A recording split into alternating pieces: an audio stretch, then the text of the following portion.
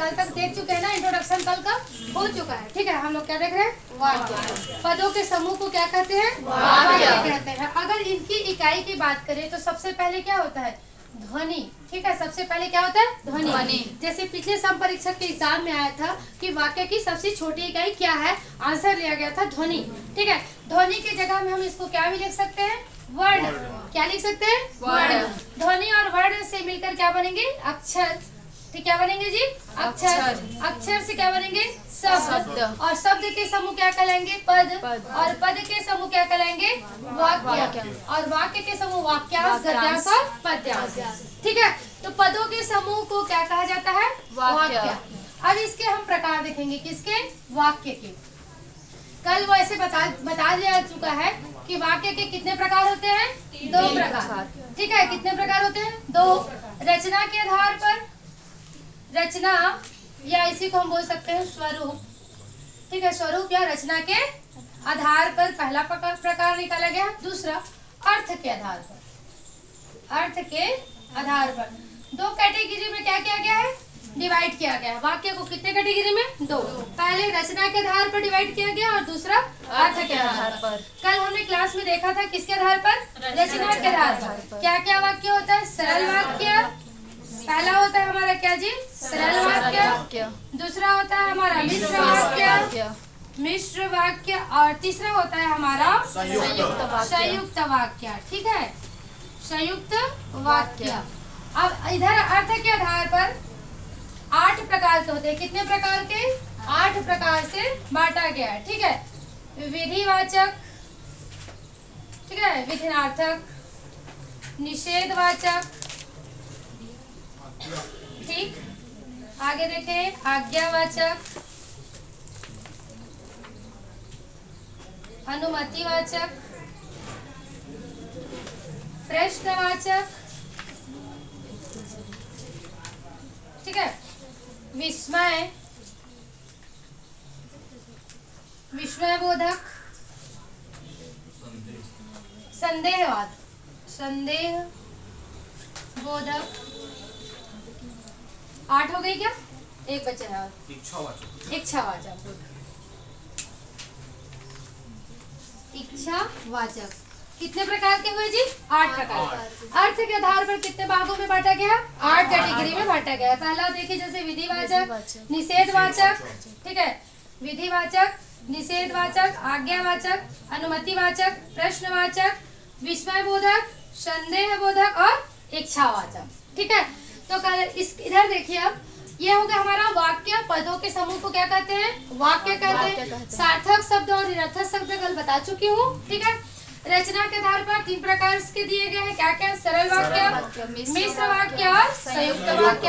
अर्थ के आधार पर 8 प्रकार के, विधिवाचक वाक्य, निषेधवाचक वाक्य, आज्ञावाचक वाक्य, अनुमतिवाचक, प्रश्नवाचक, विस्मयबोधक, संदेहवाचक और इच्छावाचक। ठीक है, अब कल जैसे देखे थे क्या? सरल वाक्य, जिसमें क्या हो? एक उद्देश्य और एक विधेय होती है। ठीक, क्या होती है? एक उद्देश्य या एक विधेय होती है। इसके अलावा अनेक उद्देश्य का सभी विधेयों से संबंध क्या होना चाहिए? समान। ठीक है, अनेक उद्देश्यों का सभी विधेयों से संबंध क्या होना चाहिए? समान। जैसे राम खेल रहा है। ठीक है, एग्जाम्पल जैसे राम खेल रहा है, राम खेल रहा है। और अगर आगे लिखा जाए, माता पिता पार्क में बैठे हैं। ठीक है, तो यहाँ पर माता और पिता 2 अलग अलग सब्जेक्ट हुए, 2 सब्जेक्ट हुए, लेकिन उद्देश्य क्या है? एक। और इस उद्देश्य में दोनों माता और पिता का दोनों का उद्देश्य से संबंध कैसा है? समान है। ठीक है, जैसे अंशु, आंसू, प्रवर, प्रखर एक साथ खेलते कूदते हैं, पढ़ते लिखते हैं, सोते हैं। ठीक है, तो अनेक उद्देश्य है लेकिन सभी विधेयों के साथ संबंध कैसा है? समान है। ठीक है, अनेक उद्देश्य है लेकिन सभी विधेयों के साथ उसका संबंध कैसा है? समान। तो ये क्या कहलाएंगे? सरल वाक्य। ठीक है, नेक्स्ट देखते हैं क्या? मिश्र वाक्य। तो मिश्र वाक्य किसे कहेंगे? जिसमें एक सरल वाक्य के साथ उसके साथ आश्रित उपवाक्य जुड़ा हो। कैसा हो? आश्रित उपवाक्य जुड़ा हो, तो उसे हम क्या कहेंगे? मिश्र वाक्य कहते हैं। ठीक है, जिसमें एक सरल वाक्य के साथ आश्रित उपवाक्य जुड़ा रहता है उसे हम क्या कहते हैं? मिश्र वाक्य कहते हैं। अब उपवाक्य किसे कहेंगे? उपवाक्य वह है जिसमें पदों का ऐसा समूह जिसमें पूरी अर्थ हमें पता ना चले, उसमें और जानने की इच्छा शेष रह जाए, आकांक्षा शेष रह जाए, वह क्या कहलाता है? उपवाक्य कहलाता है। क्या कहलाता है? उपवाक्य। क्लियर है? उपवाक्य किसे कहेंगे? पदों का ऐसा समूह जिसमें हमें क्या हो, सार्थक अर्थ ना पता चले और उसमें जानने की कुछ और जिज्ञासा शेष बची रहे, क्या कहलाएगी? उपवाक्य। तो मिश्र वाक्य क्या कहलाएगा? जिसमें सरल वाक्य के साथ आश्रित उपवाक्य जुड़ा रहे, वह क्या कहलाएगा? मिश्र वाक्य। जैसे मैं देखती हूँ, एग्जाम्पल, मैं देखती हूँ, ठीक है, एक वाक्य हुआ, मैं देखती हूँ, सरल वाक्य है कि नहीं? मैं देखती हूँ, ठीक, कि आप लोग अच्छे से पढ़ते नहीं, अच्छे से पढ़ते नहीं हैं। तो देखिए यहाँ पर ये मिश्र वाक्य हुआ, मैं देखती हूँ, सरल वाक्य हुआ, इसके साथ की करने के बाद क्या किया गया? एक और उपवाक्य जोड़ा गया है कि आप लोग अच्छे से पढ़ते नहीं है। तो ये क्या कहलाएगा? मिश्र वाक्य। ठीक है, मैंने देखा, या फिर दूसरा और एग्जांपल बताऊं तो एक और एग्जांपल, जैसे जो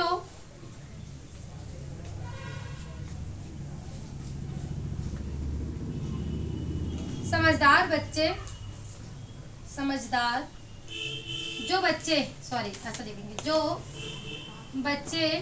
समझदार होते हैं वे शिक्षक की बात मानते हैं, शिक्षक की बात मानते हैं।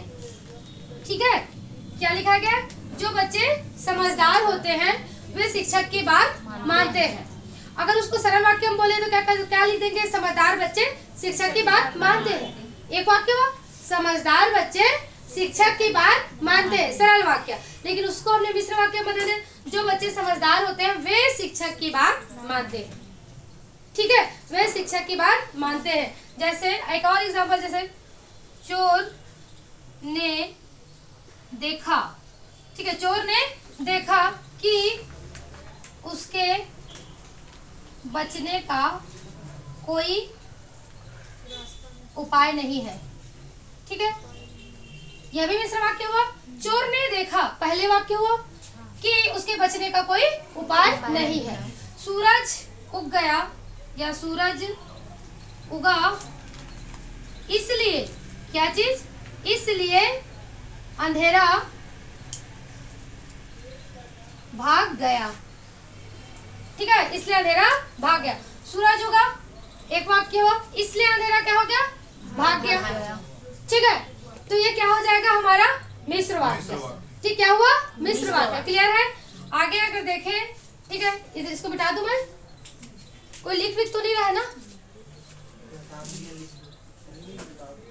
ठीक है, अब आगे देखते हैं, संयुक्त वाक्य की बात करें। तीसरा हम क्या देखेंगे? क्लियर है ना? मिश्र वाक्य समझ में आया?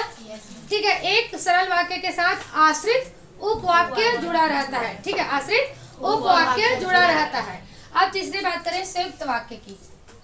संयुक्त वाक्य, यहाँ भी नाम से क्लियर है। नाम क्या लिखा गया है इसका? संयुक्त। ठीक, क्या लिखा गया? संयुक्त। तो दो सरल वाक्य या दो मिश्र वाक्य या दो से अधिक सरल या मिश्र वाक्य आपस में किसी एक योजक या अव्यय शब्द से, किससे? अव्यय शब्द से क्या हो? जुड़े हुए हो, क्या कहलाते हैं? संयुक्त हुए हो, संयुक्त वाक्य कहलाते हैं। और ये दोनों ही वाक्य क्या होते हैं? स्वतंत्र होते हैं। ठीक है, यहाँ और पहचानने के नियम क्या है? और ये दोनों ही वाक्य क्या होते हैं? स्वतंत्र होते हैं, संयुक्त वाक्य कहलाते हैं। ठीक, क्या कहलाते हैं? संयुक्त वाक्य कहलाते हैं। ठीक है, क्या होते हैं? अव्यय से जुड़े रहते हैं, एक योजक अव्यय